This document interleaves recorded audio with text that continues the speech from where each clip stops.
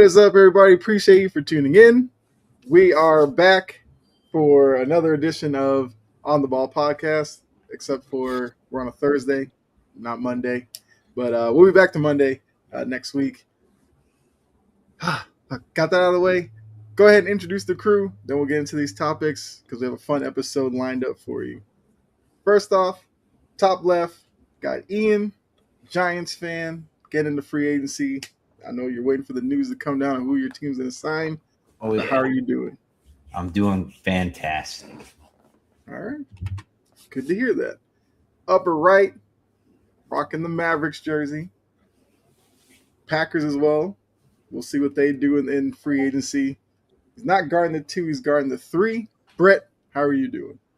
I'm doing great. Don't lie, Ian. I know you were devastated this past week. You saw that "Thank You, Evan Neal" graphic.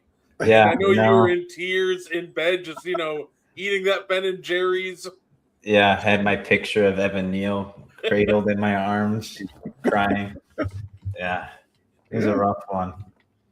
Okay. I mean, hey, I had to watch, Celtics Hornets, and they gave like Xavier Tillman a tribute video.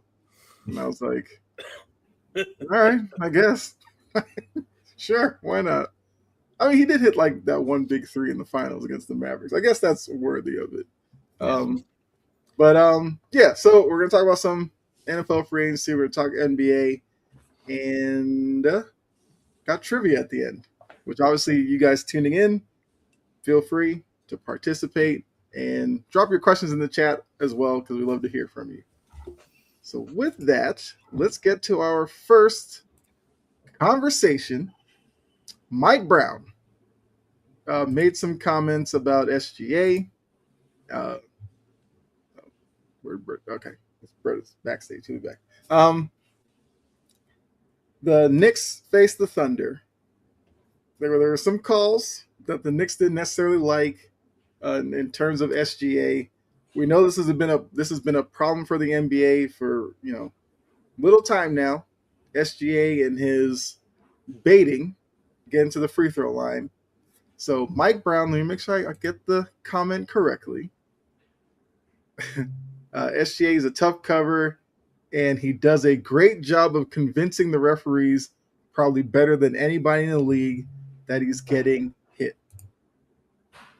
So when you hear those comments, what do you think? Do you think Mike Brown fair to say that, or kind of out of line? How are you feeling about that?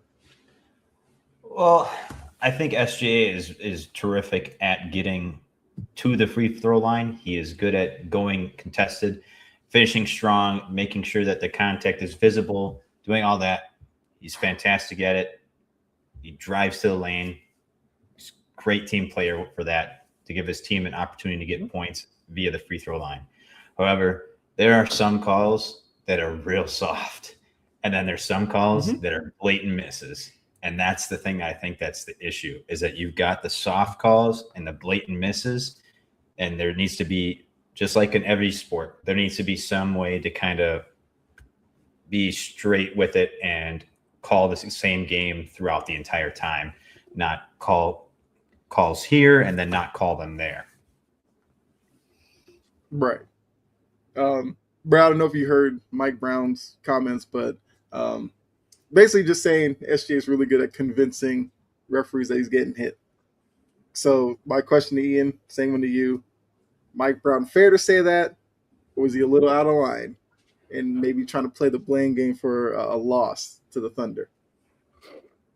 A little bit of both, right? Because SGA is really good at convincing the refs that he got hit.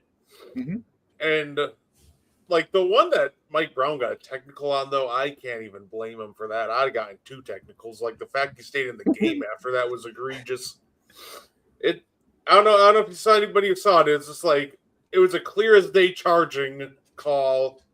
Should have been SGA's 3rd foul, but they just decided it was a no call play on.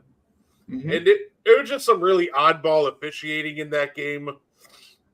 I think when it comes to Mike Brown's comments, it's a little bit of both. There's truth baked into that, but at the same time, I think there's a little bit of excuses baked into that. But I do think that at the end of the day, he's not wrong about SGA getting a lot of crazy whistles. Yeah. And look, it's something that could be solved very easily on the court.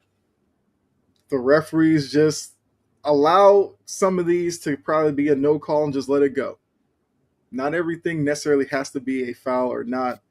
But I guess weirdly enough, looking at the stats though, I mean, SJ is not the league leader in free throw attempts. I probably guess. I mean, you probably could guess who's number one. I think it's like Luka, and then ironically, I think in second is like Denny Advia. So Avdia and SJ attempt the same amount of free throws, and yes, Luka is number one. You know, James Harden's four, Paolo, actually Harden and Paolo are tied for fourth. They got Jokic, Booker, even Zion's up there. So it's not necessarily just an SGA problem, but I guess because they are the reigning champs and everything involved with that, he's probably the most prominent with it. But look, like I said, referees could control this if they wanted to. We know they probably won't, but they are the ones who could curb a lot of this behavior.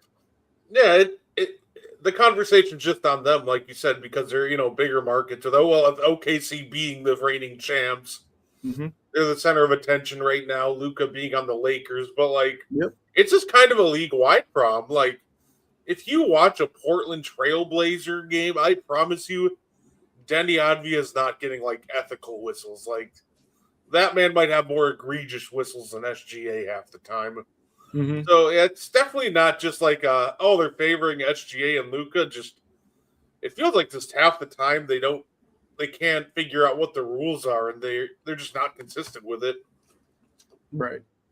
And then we get to the postseason, and they allow a little bit more physicality on the perimeter and everything, which I always say, why not just translate that to the regular season and just make that the way you call the games? I don't understand why you need this separation of regular season to the playoffs. What's up, Jory? Okay. So, look, the Knicks did lose that game, lost by 3. So, it was a good game, I will say. The conversations after did kind of dampen kind of the quality of the game. Two teams who have aspirations to make it to the finals, of course. But, we'll see what comes of this. Sometimes if you make enough public noise about something, maybe you get a little bit of a correction. I mean, it is SGA. He's going to get his foul calls. But so moving on, sticking with the NBA, one of the hottest teams in the league, the Charlotte Hornets, which I had to watch this live. Well, not live. I wasn't there, but I watched them destroy the Celtics. To the point that now Tatum's coming back on Friday. So I guess I should be thanking the Hornets for doing that. There's no correlation, but Jason Williams talked about the Hornets, and he said when you look at them, they're like a younger version of the Celtics, which obviously Charles Lee came from the Celtics, so it makes some sense that he would try to kind of implement the same style. But I question, with the Hornets, I guess, do they have the makeup to kind of pay this off and become a top 6 team in the East?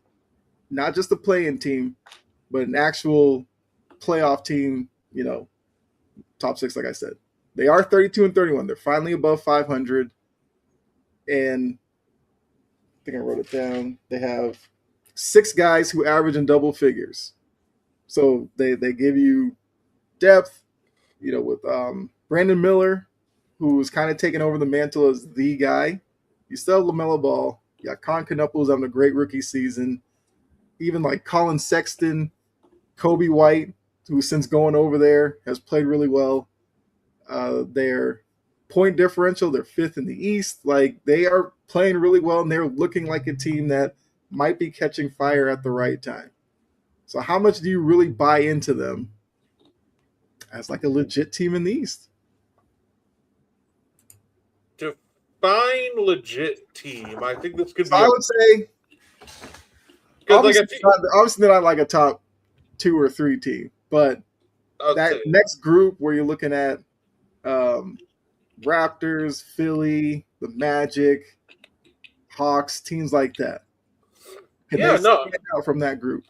Oh yeah, no, I actually think that they're gonna make the playoffs, and I think they could actually end up getting all the way up to 5. I don't think it's improbable that they pass the Raptors. Right now, they're 5 and like about 4.5 games back. Mm-hmm. This almost feels like, you know what's funny about this team is the Charlotte Hornets, and I might sound crazy for this in a couple months, but that's all right. Mm-hmm. So this could be like a 2021 Atlanta Hawks run. Like the playoffs are all about getting hot at the right time. And if the Hornets keep playing like this and stay this hot going into the postseason, why not? Like they could very well they can compete with any of these teams above them. Like obviously, I think a team like the Celtics would give them trouble. I think Detroit would give them trouble. But if they play like they have been recently, and this somehow carries all the way into the playoffs, like if you told me that this team ended up going nuts and making like the Eastern Conference Finals, it wouldn't surprise me actually. I don't think they're a threat to win the finals, but I think not only is this team legit, that if they keep playing like this, they can make a seriously deep playoff run and catch a lot of people off guard come, April and May. Mm-hmm. Okay. I mean, Ian, are you feeling, I guess, as good as Brett is about this team? You have some hangups with them. Like, what do you view about this Hornets run that they're on?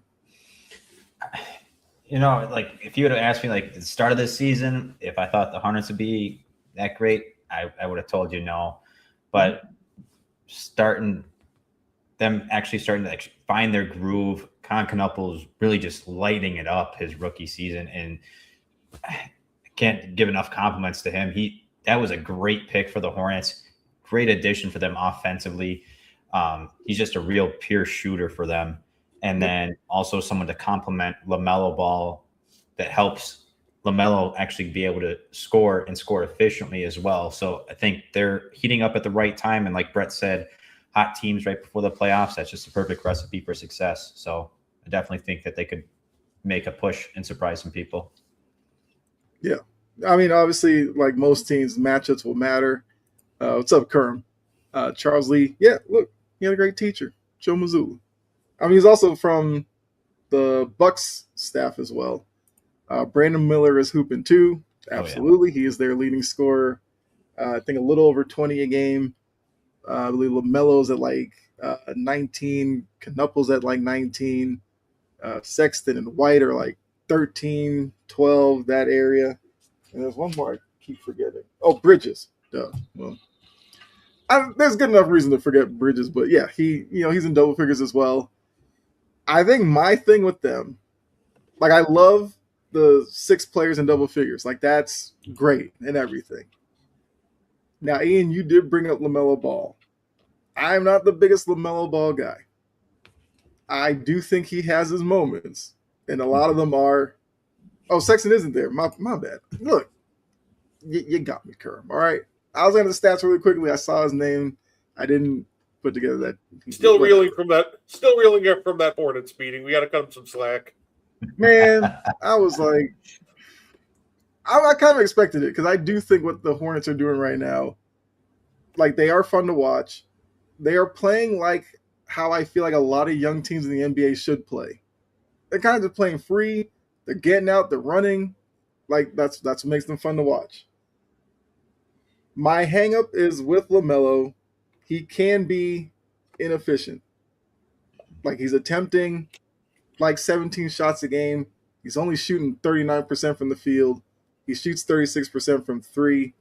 I almost wonder if he took his shots down to like 14, 15, gave a couple more to Concanople, Brandon Miller, they might be even better off by doing so. But not to take anything away from him, like I said, for a young team to kind of turn it around the way they have midstream says a lot about Charles Lee and those players. I don't want to completely dampen it with the LaMelo Ball stuff, but yeah. with LaMelo, I don't even think it's a volume thing. Like, you could take some shots away from him, and I don't think his efficiency is going to change that much. It's the selection of shots that's the problem with LaMelo. Right. I don't think it's volume. You take 17 shots, 20 shots, 14 shots. It's going to have low volume efficiency pretty much always because, well, we saw the highlight, right? He hit a one-legged three against the Celtics. The problem is, they don't show the other 9, he misses before that. Yeah. He takes a lot of his shots like it's street ball, and I think that's what kind of makes him fun to watch because he's unpredictable. Mm-hmm. And I love watching him. I think he's great. But if he wants to up his efficiency, I think it'd be pretty easy. He says to trade in some of those crazy shots for some higher quality looks at the rim. He's a 6'7" point guard. He can carve his way to the rim when he wants. But it's funny though. I will say that kind of shot selection with the tough shots tends to translate well in the playoffs. Like, I think that's why a big reason why guys like, Kobe translated well in the playoffs because when the defense is tightened up, it didn't matter. Those were the shots he took anyway. That's why guys like Hakeem did well in the playoffs. Didn't matter. Those are the same shots he took anyway. So the one benefit I will say about LaMelo just doing this is now in the playoffs when the defenses get tighter, I don't think it'll phase him that much because he's just going to keep hooping like LaMelo, and I think that might be a benefit come playoff time. Absolutely. I do agree with that. Because look, a one-legged three in the playoffs is a backbreaker. And that then kind of goes to the other team to kind of respond to that. And, they'll be playing with house money. We, love that saying. But because of that, I think they're allowed to go into the playoffs kind of naive.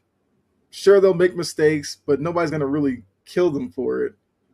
And look, they could be on a trajectory somewhat like the Pistons. Pistons were that team that seemed like they were always a year away. Then they kind of figured it out, and they had their opportunity a couple of years ago against the Knicks where they really showed something, but their inexperience kind of came through late in games, and they lost that series. And now look at them now. One of the best teams in the conference. Not to say that the Hornets will vault that much like next year or the year after, but it seems like they're finally growing to something. So. All right. Let's see. So yeah, so those in the chat, appreciate you commenting. Keep it going. If you have your own comments about the Hornets, drop that in the chat as well. All right, let's go. NFL. Free agency kicking off. We had some news already, like DJ Moore is going to the Bills because we knew the Bills were going to get a wide receiver one way or another. Stephon Diggs gets released by the Patriots. Bunch of other stuff. There's a couple of things that I feel like are very interesting that I want to get your comments on. First off, Kyler Murray. Kyler Murray, a guy who, I guess if you look at skills, you'd say very skilled player. When it comes to kind of like the little details and nuances of a quarterback, he kind of falls short. Plus, durability has been an issue. So the Cardinals have cut him. I mean, the Cardinals have a decision, like if they designated after June 1st, I think they can spread the cap hit over 2 seasons. If they do it before that, it's just one fell swoop for this year, and then they can wipe it clean next year. But with Kyler Murray now out there in the quarterback market, which is kind of being led by Malik Willis, where's the best place for Kyler Murray to play? Like, there are some teams out there that probably need to look at their quarterback situation and really have to tell themselves if Kyler Murray is a good option for them. So, Ian, where do you think Kyler Murray best fits for next season? Oh, boy. Where do I think that Kyler Murray best fits? Probably the Oakland A's. I'm just kidding. No, I could see. Here's my issue with Kyler. Okay. Kyler over the years has never really had a target that he really force-fed, that he could really rely on in those moments. I mean, yes, he did have D-Hop for a little bit, and he thrived with D-Hop. But he's never really had a consistent wide receiver one that was constantly going 1,000-yard back-to-back seasons. There's the last time they went to the playoffs was in 2021. He threw for 3,700 yards, not a single receiver over 1,000 yards. That, and then also with the comment that he made in 2023 about Marvin Harrison Jr. and it not being his job to get him the ball.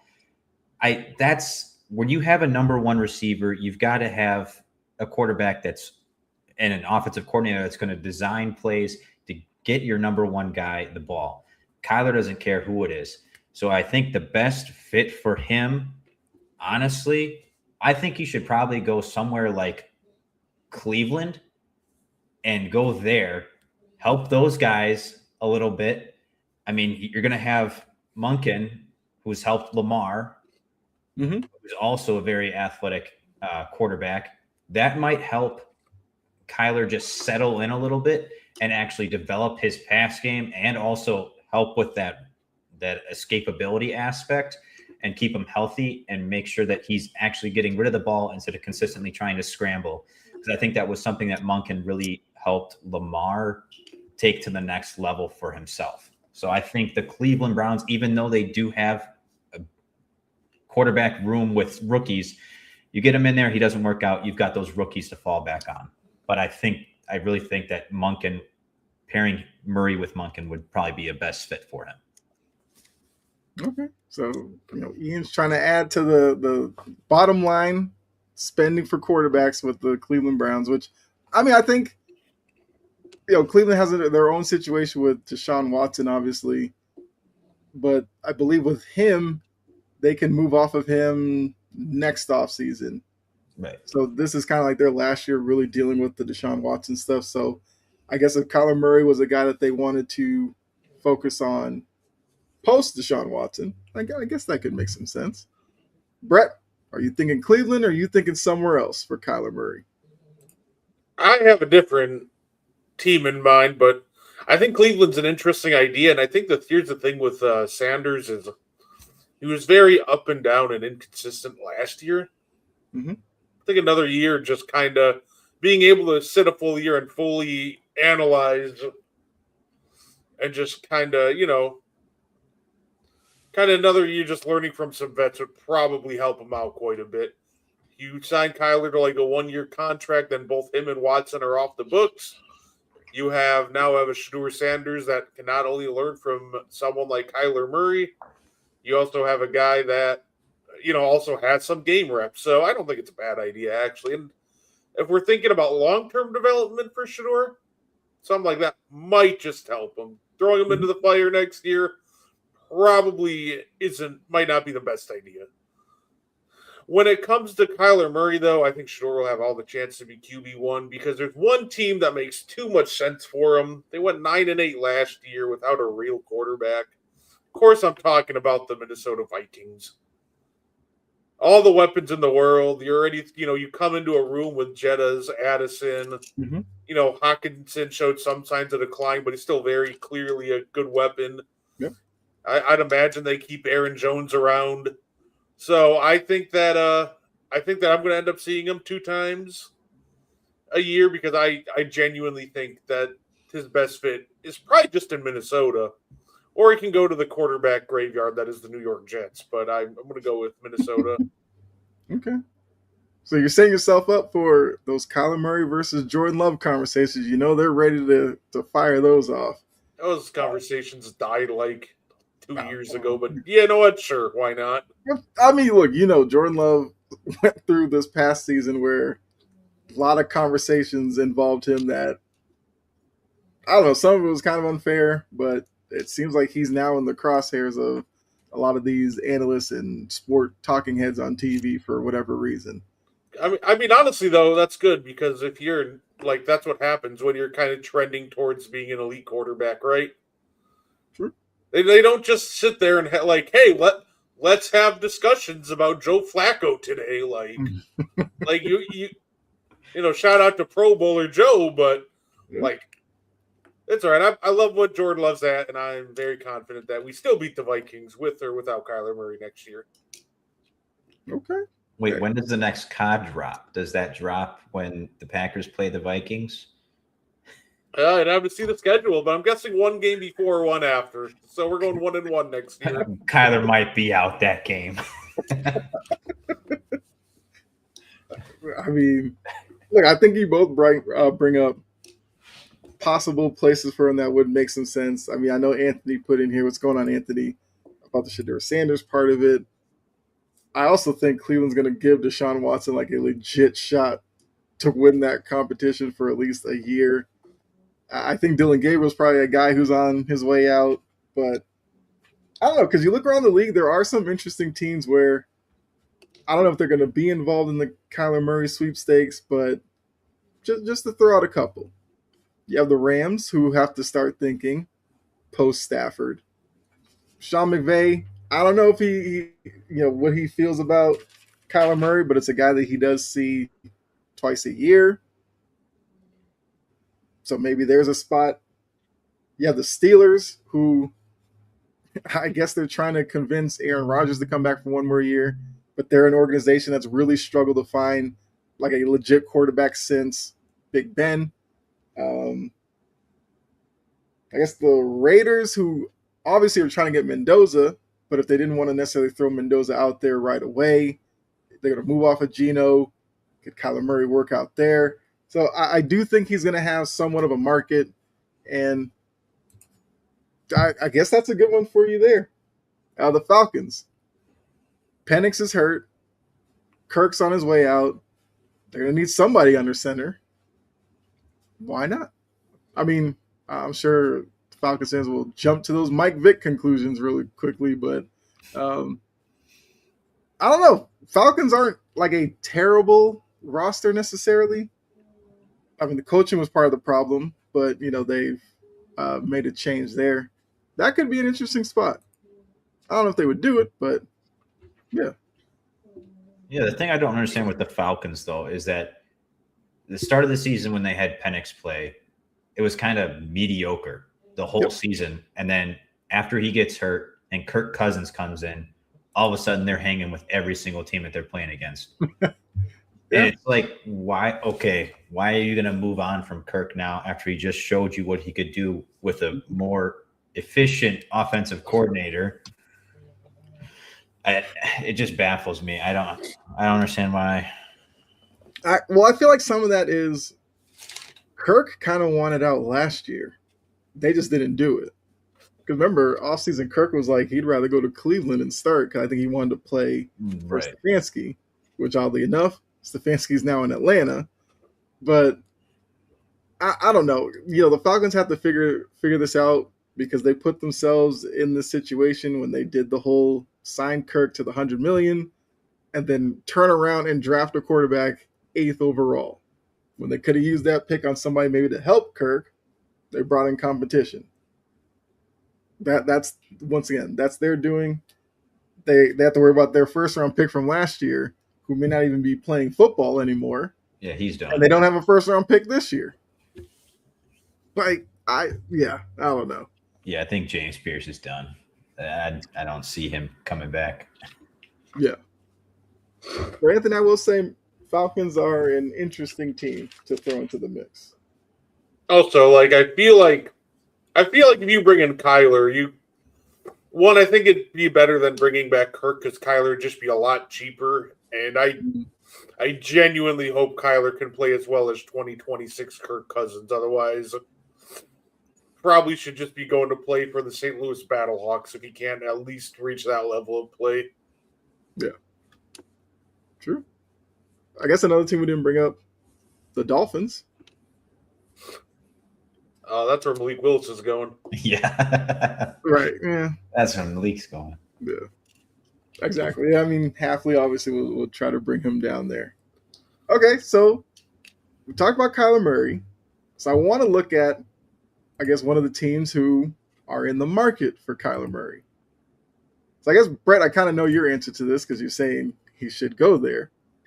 But would you rather, for the Vikings quarterback, stick with JJ, develop him more? I thought that's probably the unpopular one. Bring back Kirk Cousins. Nice little reunion. You like that. Or other, being Kyler Murray or somebody else. I almost said Anthony Richardson. I'm not going to put that on Vikings fans. Like, that's another market I'm fascinated to see who's trying to get Anthony Richardson. But no, I need that for Vikings fans. I need a camp battle of JJ McCarthy and Anthony Richardson. It would be the greatest thing ever.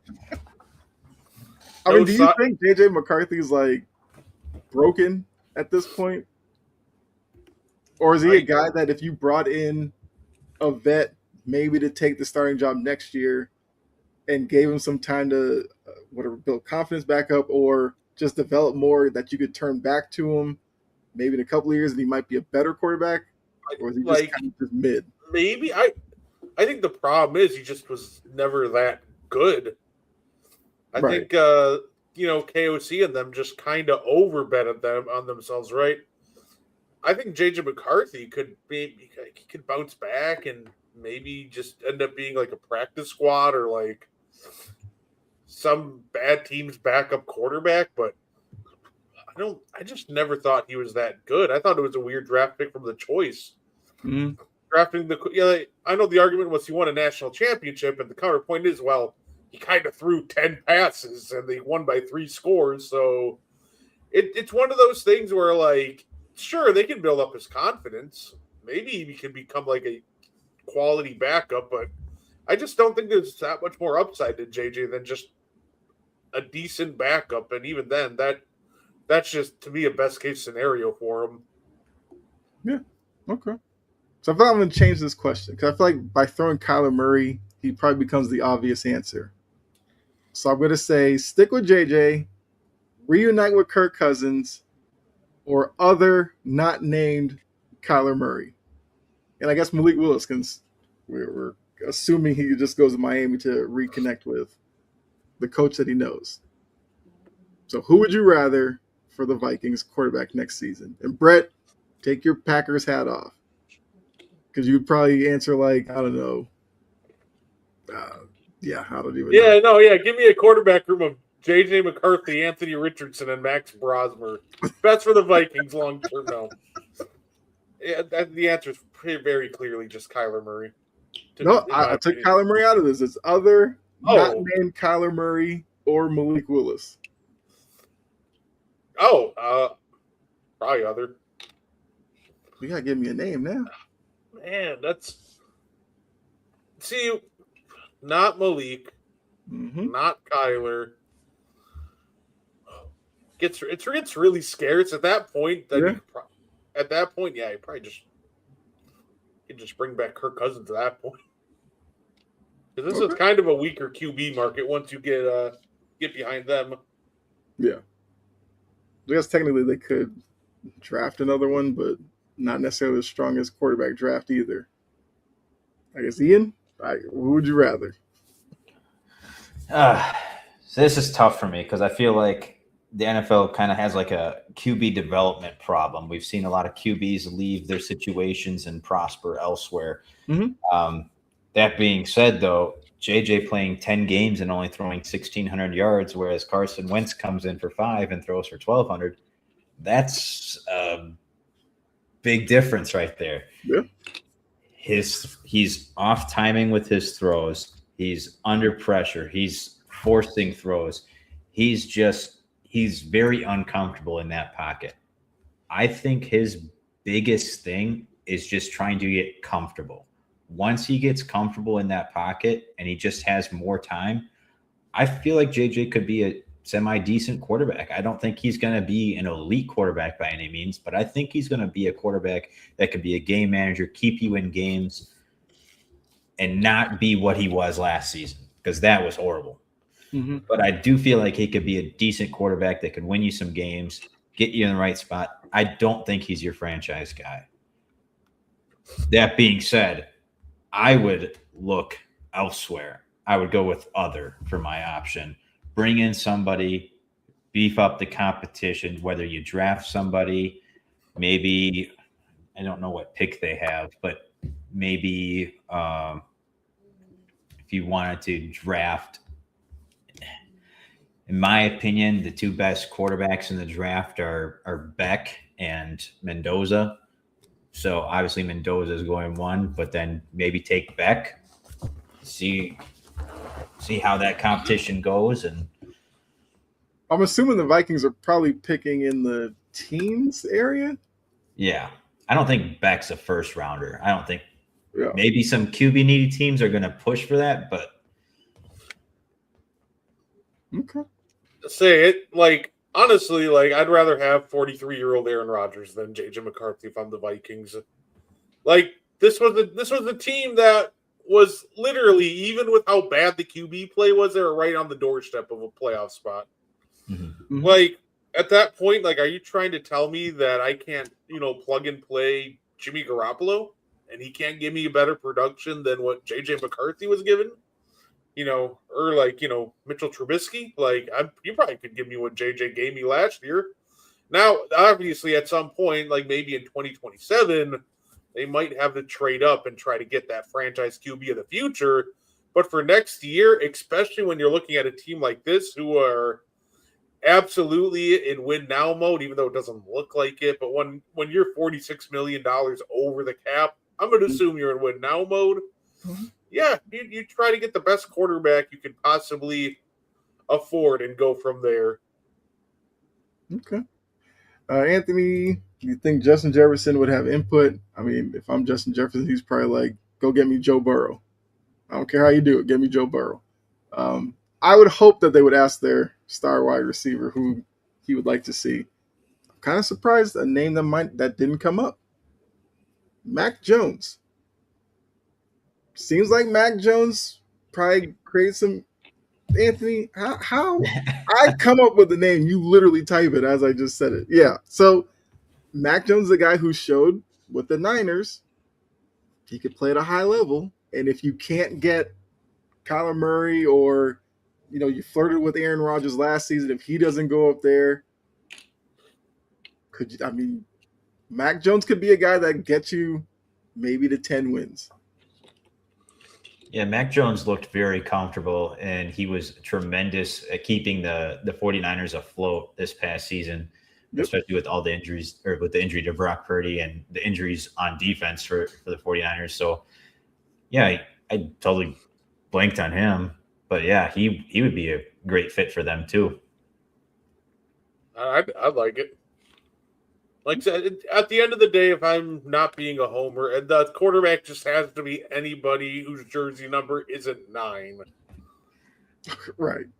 What if JJ gives his number to the next QB? Oh, yeah. I'm 7 now. He's 9. Get the meme off of me. Put it on him. Yeah. I mean, look, I think – I don't know if I would close the book on JJ yet. Like, I do think there's something there, but it kind of leads to the whole rumor that during the draft, the Vikings were trying to move up to get Drake May, actually, and then they kind of settled on JJ McCarthy. So I don't know, maybe the Vikings were hoping, because remember, JJ McCarthy was like the combine quarterback that shot up draft boards. Mm-hmm. Maybe they were hoping he was going to shoot up enough that some team's going to go crazy and take them before they had to pick, but then they needed a quarterback. He was there, and they took him. So I do want to go back to you, Ian, though, because you said Carson Beck, second best quarterback. I'm not a Carson Beck guy. I think he might literally be JJ McCarthy to me. I don't know. I saw him enough at Georgia. I was not a fan. He went to Miami. Yeah, Miami was good. I just think that I don't know. I think something is fraudulent about him. Problem is, in this quarterback draft class, there's going to be arguments for a couple of guys as the second best. I mean, I'm hearing Ty Simpson. I don't know. It's like Mendoza and then a pretty big drop-off. It's just a big drop-off after Mendoza. I just think more about his experience and the amount of years he's had in college and his attempts. I think it's going to help him a little bit. Okay. Be more pro-ready than any of the other quarterbacks. Besides Mendoza, I feel like Mendoza is probably easily the most pro-ready quarterback out of this draft class. But I think just based off of his experience in college and how many years he's been, because he's been in there 6 years. I can't. The past 2 years he hasn't even gone to school. He's already graduated. He's just playing to play. So, I mean, like, I just think based off his experience and his dedication to football and staying at the college level to kind of like refine his game, regardless of the person that he is and how good I think he is, I think that's just kind of going to push him over the others. Okay. Like I said, let's see. Carson Beck reminds me of Stetson Bennett. Was Stetson Bennett even overhyped? Not really. I get what you're saying, Anthony. But yeah, I don't know. Beck, I feel like people will be fooled by the whole Miami success and take him and then realize that he's just a guy. I feel like if you're taking Carson Beck with anything earlier than like a day 3 pick, you're just going to be angry with yourself. Oh, yeah. Like, he's not a first round, second round, third round. If you get him in the 4th round, sure, go right for it. But I wouldn't take him any of those. Like I said, give me the 5th round. He's weird. He's a pocket passer that has at times shoddy pocket awareness. So, like, I don't know how that translates to the next level. Like, he just confuses the crap out of me. It's like, oh, I'm a pocket passer. But it's like, okay, how can you be a pocket passer if your pocket awareness isn't up to speed? Like, it doesn't. I think it worked for him at the college level, but I think that's something that will just kill him at the NFL level. Okay, so while you were saying that, I had to, indulge in the player comp lookup because these always fascinate me. So Carson Beck, I don't know who did this, but has drawn comparisons to NFL quarterbacks like Davis Mills, Josh Allen, Matt Ryan, Jared Goff, and Ryan Tannehill. That is the widest range ever. Like, I don't even know what to do with that. So he's either the league MVP or he's like hardly a backup quarterback. Which one is it? So I did the same thing and just looked it up, and it's like Carson Beck's top pro comparison is frequently cited as Eli Manning due to his solid pocket presence. But he often acts more of a game manager than a dynamic playmaker, similar to Aiden O'Connell. Wait, what? Right, like he is the absolute like shot in the dark in this whole thing. Like, because just seeing this, like you said, Brett. So he's either a league MVP Matt Ryan, or he's Davis Mills that probably the average NFL fan couldn't tell you where he was playing in the league. And then Ian's looking it up. He's either Eli Manning or Aiden O'Connell. A 500 QB or on the bench. Yeah, like that's crazy. But hey, all I'm saying is Tom Brady comes back in the league. Maybe Carson Beck is the guy's got to watch out for to beat him next in the Super Bowl. He's getting those Eli comparisons. Yeah. Wait, didn't Daniel Jones get Eli comparisons too, and that's why the Giants drafted him? Oh yeah. I mean, comparisons are always just. I feel like he just set you up to fail. Yeah. But that was like based on how he looked. He just had big forehead. Yeah. He had that like Manning forehead. Yeah. That's our guy. Because look, we're gonna see it when we get to the NBA draft. Comparisons in the NBA are even wilder. Like we'll hear during the March Madness, some announcer will say that guy looks like Tracy McGrady, and you'll be like, no, he doesn't. Like, stop that. I'm in a Bucks Facebook chat, and the one time after we drafted Marjon Beauchamp, somebody asked, who does his play style remind you of? And somebody said Tracy McGrady. I'm like Spurs Tracy McGrady? Yeah. Like late stage Atlanta Hawks Tracy McGrady? Because there's no way. Yes. Look, I don't know.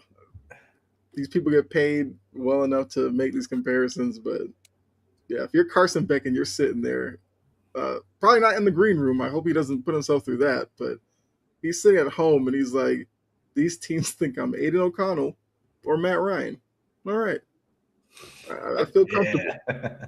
I feel like their problem with player evaluations is people just feel like they have to aim high when it's perfectly okay saying that this guy's going to be an average starter, right? Like, you don't need to say like, oh, Carson Beck is going to be like Josh Allen.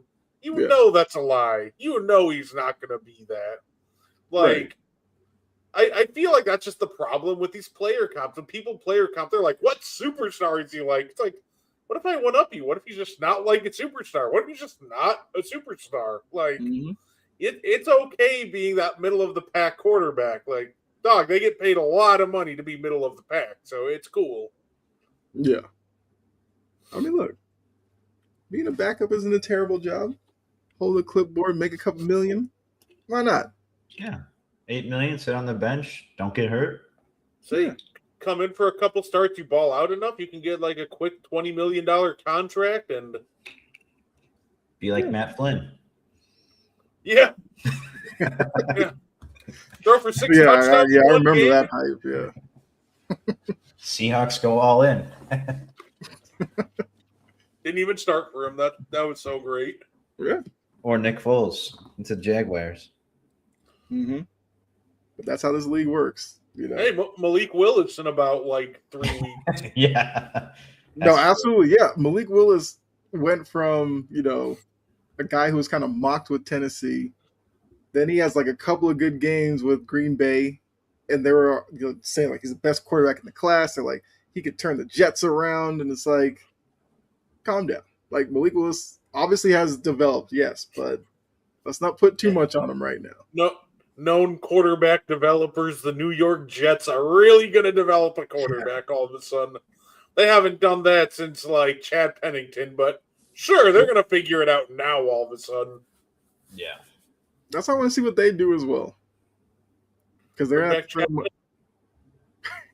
Yeah, who was filling in Aaron Glenn while he was taking a nap? Look, Aaron Glenn's like, I'm just here to check out a couple of people. Got the scouting department to help me with the quarterback. I'm just taking a little nap. Not his fault. NFL Network decided to just pan a camera over to him. Like, is this guy sleeping? And then now, it's on Sports Center, everything. And the crazy thing was it was like the jolt up where he probably felt like the camera was on him. And then he's like he's really intently paying attention. It's like, you doze off. It's okay, Aaron Glenn. You're saving that energy for the season when you're going to be yelling a lot. Yeah, he better. Yeah. Gonna have to have more energy than he had this last season. Oof. He had that sideline dance. Oof. Didn't they eventually lose that game anyway? So he has a all for nothing. Right. He has a signature win versus the Bengals somehow, so and he does hold the record now too, so greatest coach. There you go. Hey, it's Aaron Glenn's world. We're just living in it. Does somebody get him a mug that says that world's greatest coach? Why not? Michael Scott in The Office gave himself world's best boss. Yeah. All right, so almost coming up on an hour. Let's get into trivia. So last week we did, the challenge of a category naming guys. Trying a little something different this week. Those of you watching, if you want to join in, feel free to. So what we're going to do this week is I have 3 categories, 2 are NBA, 1 NFL. And I'm going to give you 5 players in that category. You just have to rank them based on where they fit in the category. So first one is rebounds per game this season in the NBA. So hope you got your pen and paper. Your 5 players are Jalen Duren, Alperen Sengun, Wemby, Donovan Clingan, and Bam Adebayo.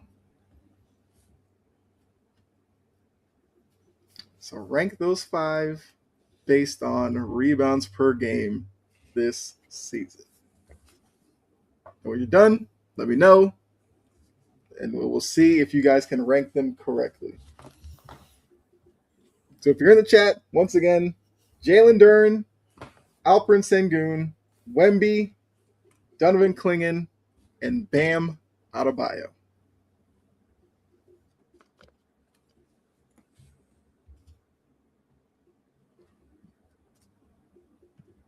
So let me know when you're done.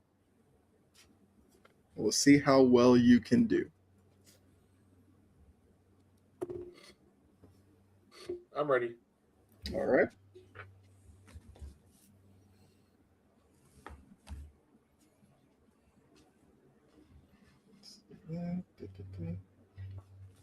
So as Ian is finishing up, I will tell you all, since we will be back on, I guess, Mondays next week, you probably have to tune in because we'll probably do our first mock draft. And, the way we usually do it on here, we each take our teams. So Ian will represent the Giants, and Brett will represent the Packers, and I will be the Patriots representative, and we'll have a lot of fun with that. And then you guys can rate our draft. Actually, I'll have to take like the Buffalo Bills or something because the Packers don't have a first this year. Well, I guess we could do. Let's do a couple of rounds, but I mean, you as the Packers, you could trade into the first round. Oh, fair. Like I said, I can do the Packers if we go that far. Otherwise, I can just do like Buffalo. They're my second team. Okay.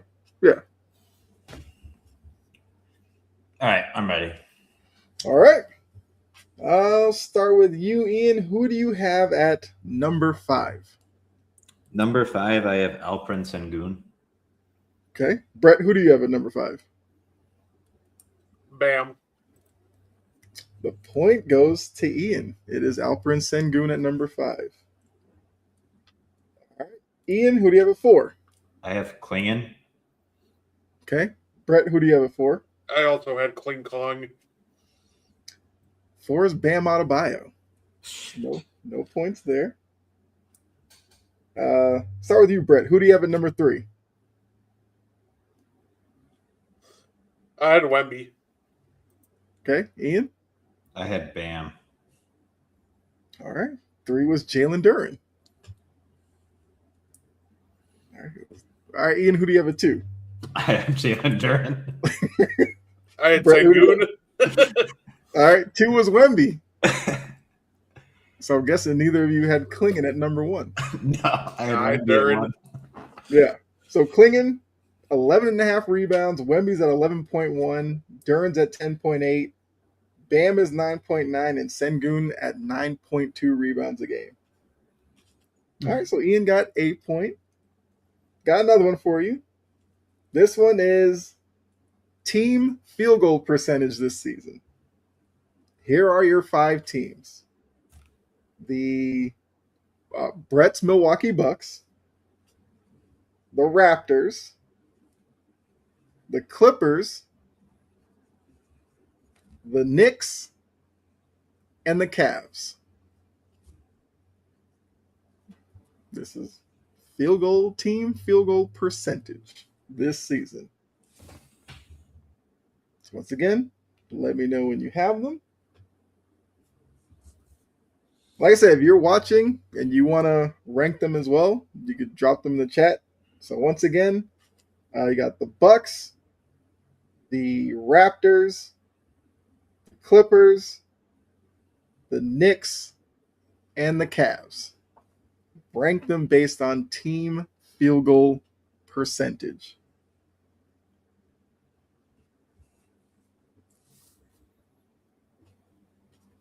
I'm ready. Okay.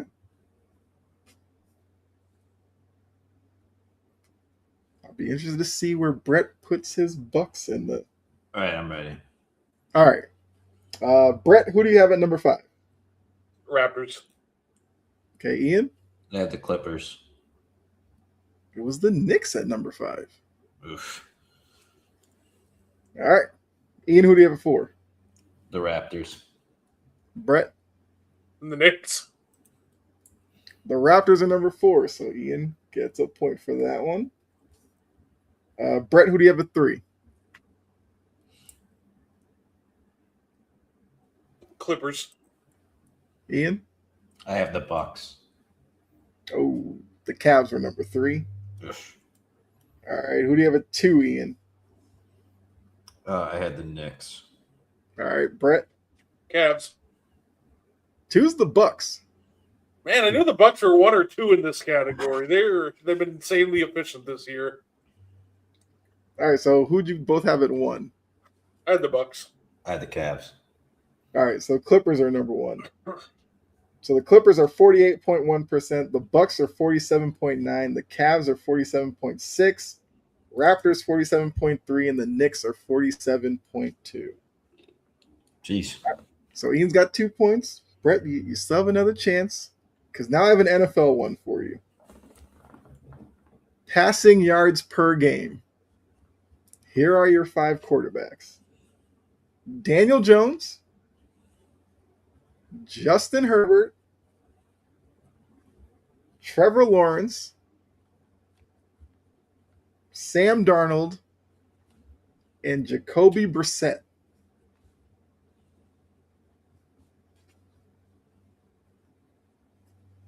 Can't tell if like Brissett is a layup or if this is like a trick question. Yeah. Feels like a trap and a half. That's why I went with these 5. So once again, you got Daniel Jones, Justin Herbert, Trevor Lawrence, Jacoby Brissett, Sam Darnold. Passing yards per game.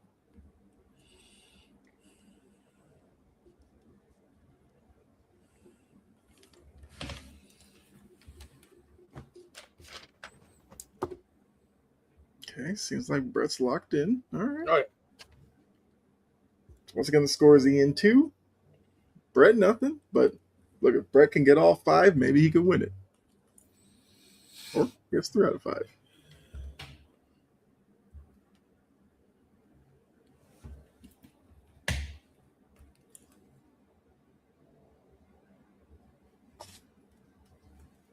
All right. All right. Brett, who do you have at number 5? I got Sam Darnold. Okay, Ian? I have Justin Herbert. Number 5 is Justin Herbert. Ian gets the point. Who do you have at 4, Brett? The wrong answer. You don't know. I'd say Daniel Jones. Okay, Ian? I have Jacoby Brissett. Number 4 was Trevor Lawrence. Oof. No points there. All right, Brett, who do you have at 3? Jacoby Brissett. Okay, Ian? I have Daniel Jones. Number 3 was Sam Darnold. Oof. So I'm wrong on 1 and 2. I had Hermo and T-Law. Okay. Ian, who was your 1 and 2? Well, I guess it was your 2 and 1, I guess just to say. Trevor was 2 and Sam was 1. Okay. So, number 1 was Jacoby Brissett. 2, Daniel Jones. 3, Sam Darnold. 4, Trevor Lawrence. 5, Justin Herbert. Well, I guess to say Jacoby Brissett was 240 yards per game. Daniel Jones was 238.5. Sam Darnold was 238. Trevor Lawrence was 236. And Justin Herbert was 233 a game. All right, so Ian wins trivia yet again. Because last week we learned you were like the running back guru. Okay. I don't know why. I'm just hilariously bad at trivia. I mean, It's a generational curse. well, I mean, it's understandable. I feel like some of those were tough. Like the quarterback one, you think about it, you don't think Jacoby Brissett would be the number 1 out of that group. You just don't. But he did put up some big numbers with the Cardinals for a couple of weeks. But yeah, I mean, next week I'll have another question for you. What's up, 3 and D? Hey.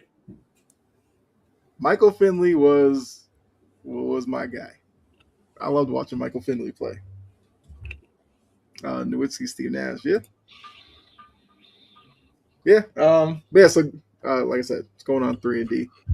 That's actually kind of all I had for you. Unless, look, 3 and D, you just popped in.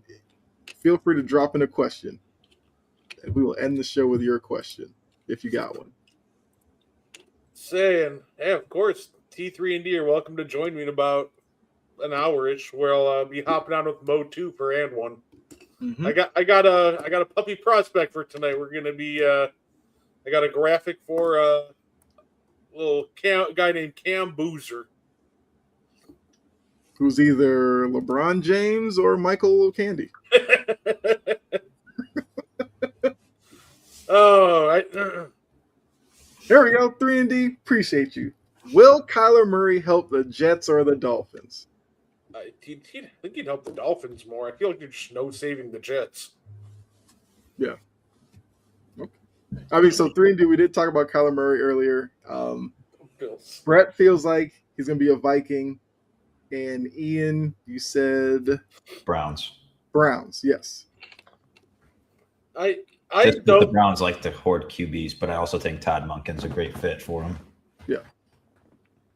Say, And we also think the Dolphins will just take Malik Willis because Halfley's there and it just makes too much sense. I don't think the Bills should sign any more wide receivers. I think they're just so bad at doing that. They should probably just consider signing up just a ton of linemen and running wildcat and jumbo formations all game.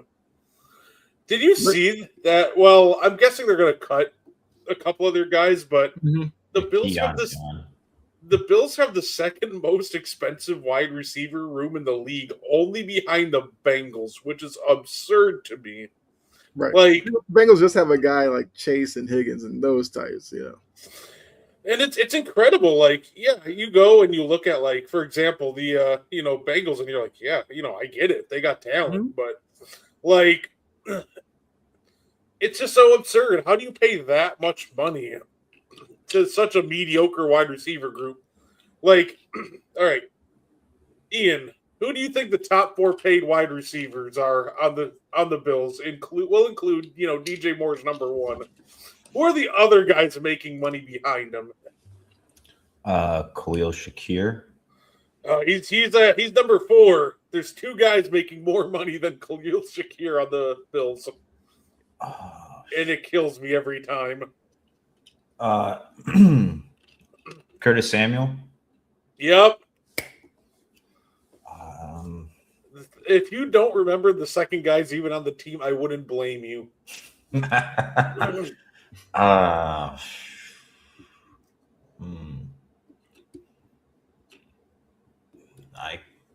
trying to think of like some just random guy because that's who I'm thinking it is. You're not wrong. It's Joshua Palmer. They're paying $11 million a year to. Yeah. Like Joshua Palmer and Curtis Samuel are making like a combined $20 million for who knows what reason. Yeah.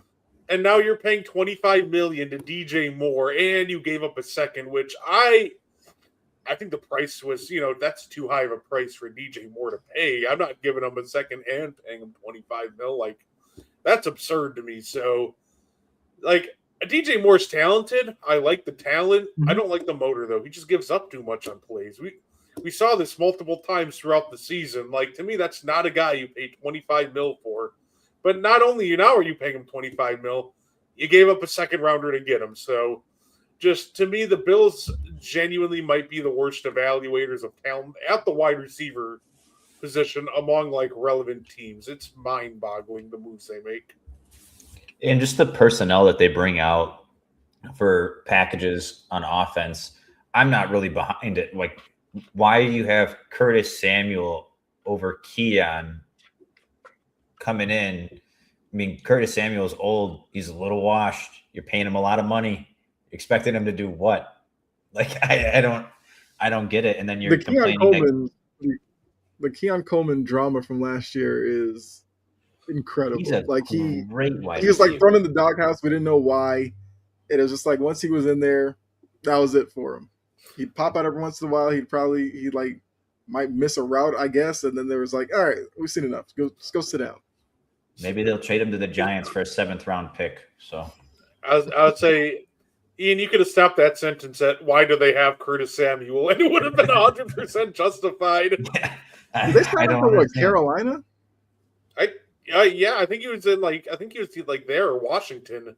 Yeah. And they scooped him up from like a 3-year, like $30 million contract. You're like, I can get a vet min guy to do what Curtis Samuel does. Like, what are you doing? It's the Josh Allen effect. Because every year, the wide receiver group isn't good enough. They throw money at it, and now this is where they are. So 3&D does ask, best team for Stephon Diggs? I know the rumors are like Baltimore or Atlanta, Pittsburgh. Just finish that washed receiver career arc, buddy. Baltimore or Tennessee. Too bad there isn't a Utah team, because that would be his best fit, because he's about to be a Mormon.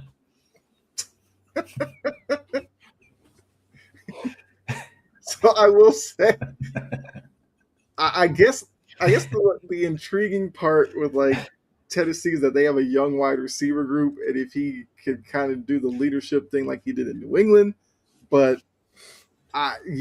something tells me he probably ends up in Baltimore because they just love doing this every year. Yeah, sign the big name wide receiver, no matter how much miles they have left in the tank, but that's what they do. Bro, lots of Super Bowl and Cardi B and like $20 million a year all in the span of like 2 days. Yeah, just a generational run by him at that point. Yeah. Hot take: Max Crosby to the Seahawks. I know the Bears are the favorite to get him, I think, but that's interesting. And then 3&D was guessing Dawson Knox. Dawson Knox, fair. Brandon Cooks, a guy I always forget, and then he pops up one Sunday, and I'm like, oh, he's still kicking it around in the league, I guess. Okay. The funny part is, like, people are like, oh, they're going to cut Curtis Samuel. It's okay. Cool. Then there's still the fourth most expensive wide receiver room in the league. And for what? Yeah. For us to have the same questions we had last year. Is the wide receiver room good enough? So I guess Josh Allen's got to make do with that yet again this year. And I think the most ironic part about it is that DJ Moore was a guy that if he didn't get enough targets, he would just kind of check out of the offense. Didn't the Bills get rid of Stephon Diggs because he was complaining about not having enough targets, and he would just kind of check out if he didn't get enough targets?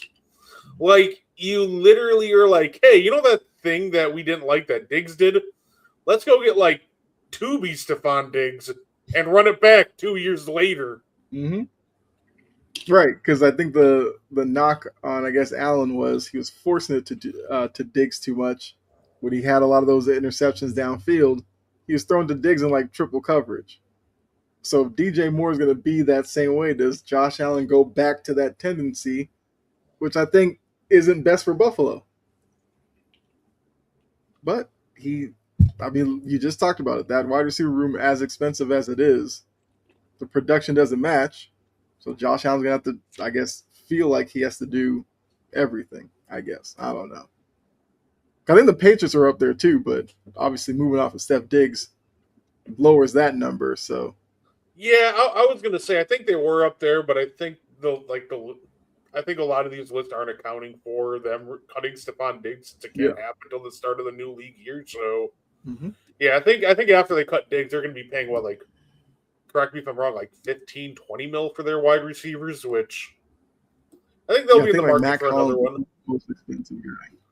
Sorry, they got future Hall of Famer Pop Douglas leading the charge. They good. Yeah. Keyshawn Booty. And they're going to draft somebody, probably. I'm crossing my fingers. Omar Cooper. I'd love to see him in Patriot jersey. Probably doesn't happen, but I'd love to see it. Say, Romeo Dobbs, get ready to learn. Get ready to learn New England, buddy. See, I don't know where Romeo Dobbs goes necessarily. I mean, Brett, you're a Packers fan. Who is Romeo Dobbs as a wide receiver?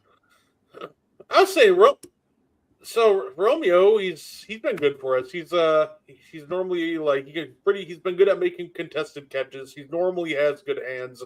I know a lot of people point to, for example, the onside kick, but he's been good. He was good for us all year. Besides fumbling the onside kick, I think he's a high quality number 2 receiver. I don't think he's a guy that you can just force feed targets and really expect it to work.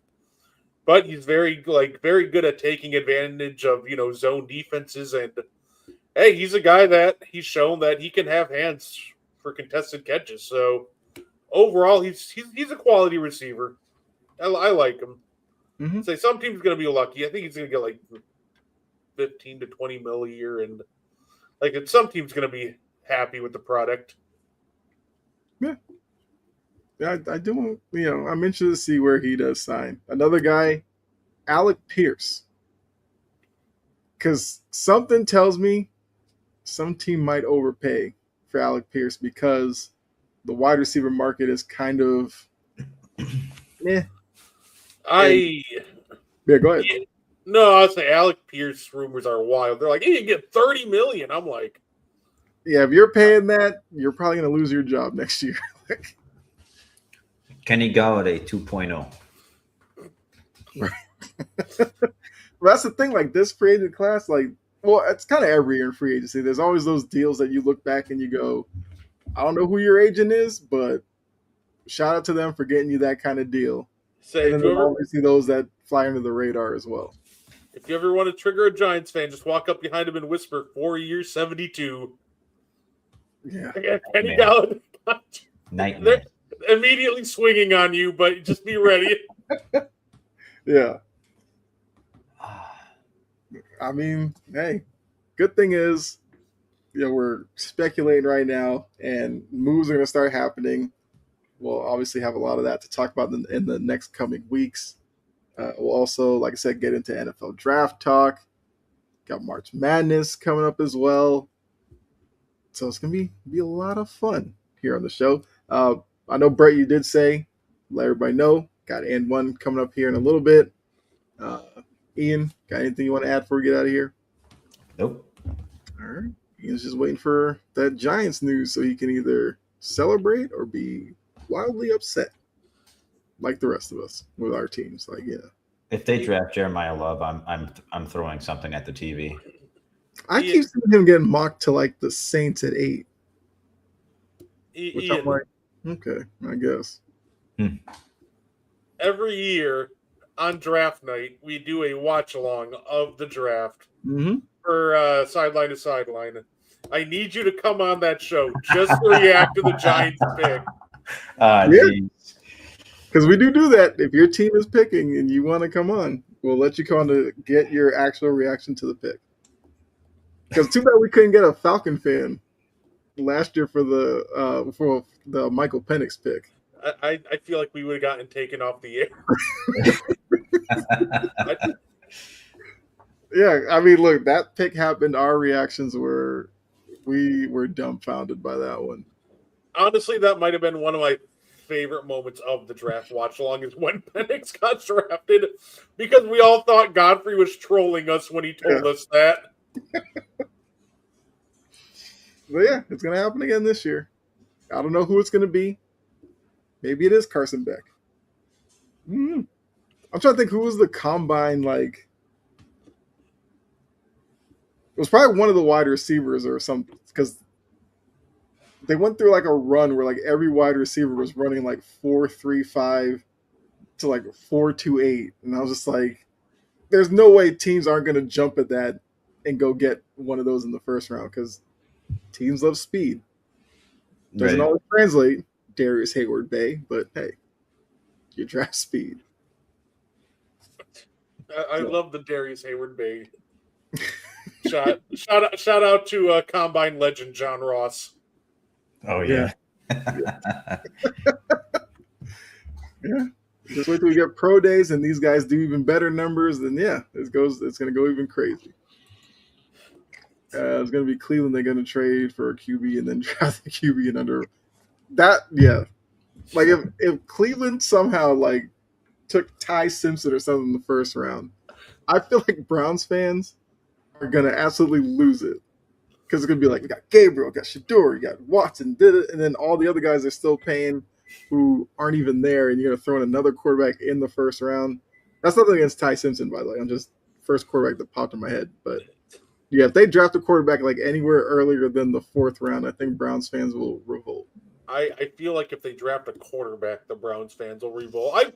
You Yeah. just can't take a quarterback a year after you took 2 last year. Yeah.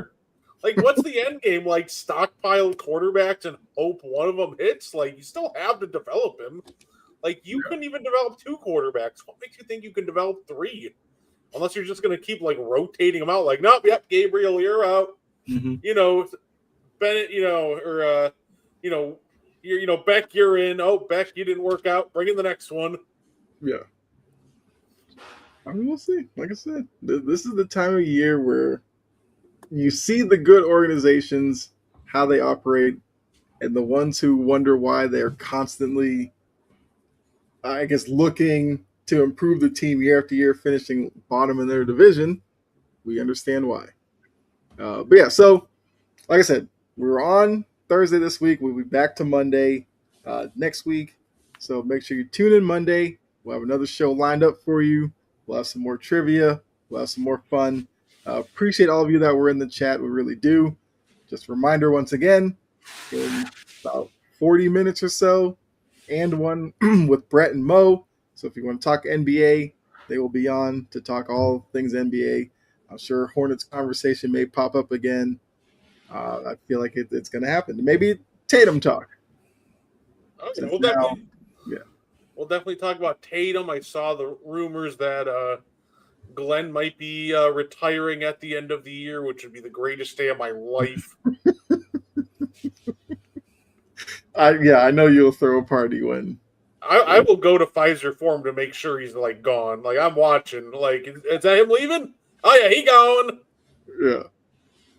I mean, look, he's had an interesting career. I mean, he rode the Coach of the Year with the Magic to the title with the Celtics, and he's been hanging on to that for years. With all the Clippers failures and everything, he's still getting a job. So, yeah, good for him. Maybe he'll go back to TV. I don't know. As long as it's not in Milwaukee. I don't even want him on TV in Milwaukee. I assume he'll probably, what was he, TNT before they don't have it anymore, but maybe he's a Peacock kind of guy. I don't know. Who knows? One of them. There you go. But yeah, so make sure you guys come back next week. So enjoy the rest of your night, week, and we'll see you again Monday. So for myself, Ian, not guarding the 2, guarding the 3, Brett, we'll see you Monday. All right? Bye.